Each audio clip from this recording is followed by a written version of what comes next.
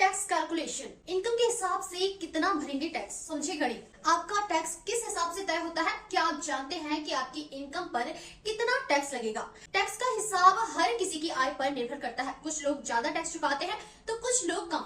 यहाँ जानना बहुत जरूरी है कि टैक्स की गणना कैसे होती है ताकि आप अपनी टैक्स देयता कम कर सके। टैक्स की कैटेगरी और आय की गणना। सबसे पहले अपनी ग्रॉस इनकम का हिसाब लगाएं।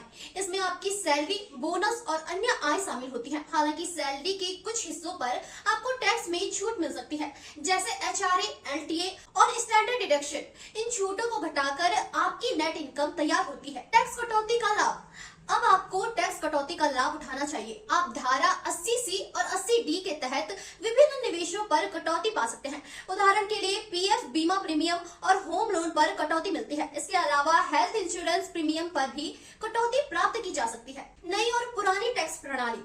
नई टैक्स प्रणाली में 7 लाख रुपए तक की आय पर कोई टैक्स नहीं लगता, जबकि पुरानी प्रणाली में 5 लाख रुपए तक की आय पर टैक्स छूट मिलती है। इसके बाद टैक्स स्लैब के अनुसार आपकी टैक्स दर तय होती है, जो 10%, 20% या 30% हो सकती है। टैक्स रिटर्न और रिफंड। यदि आप टैक्स रिटर्न भरते हैं तो आपको अतिरिक्त टैक्स कटौती का रिफंड मिल सकता है। इस प्रक्रिया के बाद आपका अतिरिक्त टैक्स आपके अकाउंट में वापस आ जाता है। टैक्स कैलकुलेशन को समझकर और सही तरीके से योजना बनाकर आप अपनी टैक्स देयता को कम कर सकते हैं और टैक्स रिफंड का लाभ भी उठा सकते हैं।